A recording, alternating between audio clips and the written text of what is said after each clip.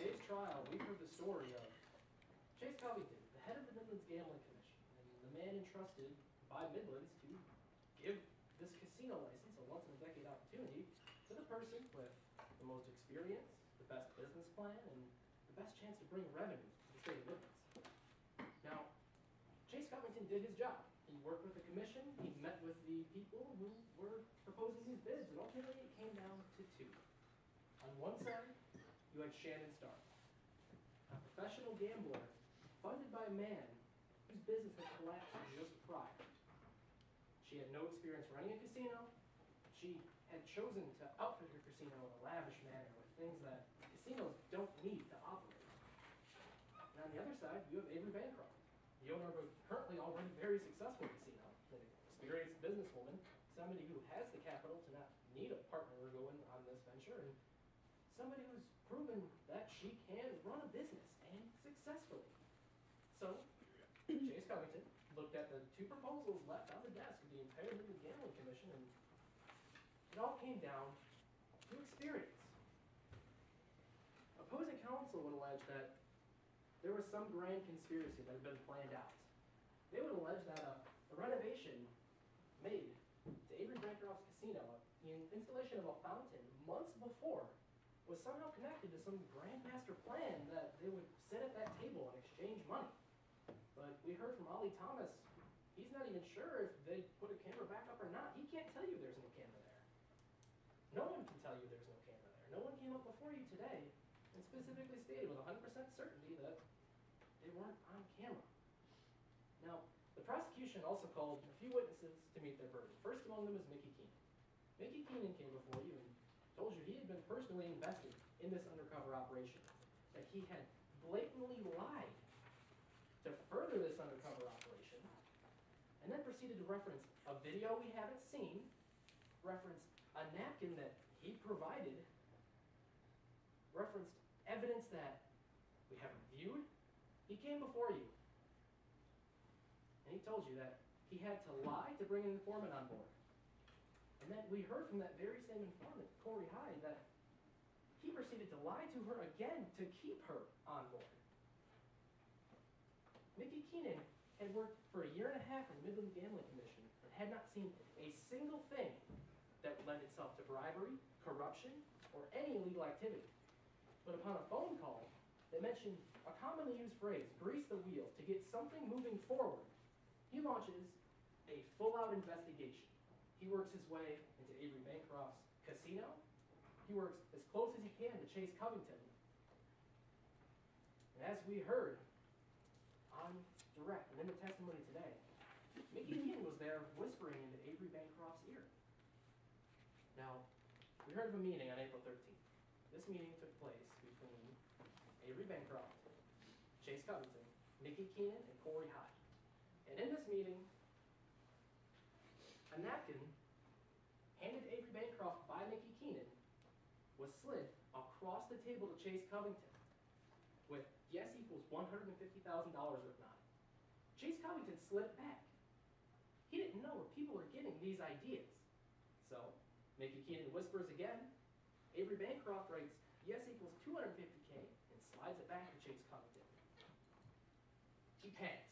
He puts that napkin in his coat, knock at the door. He doesn't want somebody to walk in here and see Avery Bancroft trying to bribe him, so he leaves the meeting. Opposing counsel alleges that this is a negotiation. A negotiation requires two people. This is one person writing on a napkin and sliding it to someone who in turn didn't want to deal with it. That is not a negotiation. Next, they brought up the briefcase. The briefcase that we learned, Chase Covington had only left 2 fingerprints on the handle. Now, Chase Covington told us this was because at a party with the Midlands Gambling Commission present and the winner of the proposal, he had reached down to pick up a briefcase. That he had grabbed the wrong briefcase, and that is when he was arrested. That party was on the 19th. He was arrested on the 19th with this briefcase in his possession. The only indication that Chase Covington had ever come into contact with this briefcase were fingerprints on the handle. A hallmark of somebody who reached down, grabbed the wrong briefcase, and then was arrested. Finally, opposing counsel referenced a bank statement, said the $200,000 deposit is a clear indication of a bribe. But let's take a quick moment to look at this supposed negotiation. Yes equals 250K. Now, according to my math, $200,000 is not $250,000. But furthermore, we see another deposit on April 6th for $155,000. Now, opposing counsel isn't alleging there was another bribe on the 6th. They're just alleging there was one on the 17th. Now, Your Honor, Chase Covington came before you and told you he had made wise investments in stock. He had purchased stock, and it had paid off for it. He's an economics major, and he's putting what he learned in school to use. So, on April 6th, he deposits what he received, $155,000. On April 17th, he deposits what he received, $200,000, and continues on his way. And then they reference the financial disclosure form, something that he had last updated in July of 2015. And they mention it's strange that he hadn't updated that form, discounting the fact this man had been arrested April 19th, that this man is currently sitting in the courtroom, that there may have been bigger concerns than proper accounting and writing off of these gains. This man is currently on trial for bribery. On trial, I might add, for 3 separate pieces of a burden. 1, he's a government official. 2, he received something of value and was influenced by that something of value. And 3, he intended to be influenced.